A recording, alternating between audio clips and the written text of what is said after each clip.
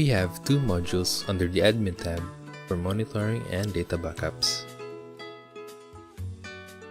These are the user action logs for viewing all actions performed within the system, and backup and restore for backing up all system data or restoring a previous database.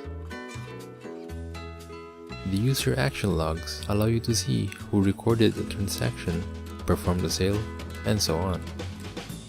This can be extremely useful when there are anomalies within your records, and you will be able to figure out what happened through the logs. With the backup and restore, you can perform a manual backup, restore a backup in case of a data loss, and download these backups to your computer if you want to save a copy somewhere else.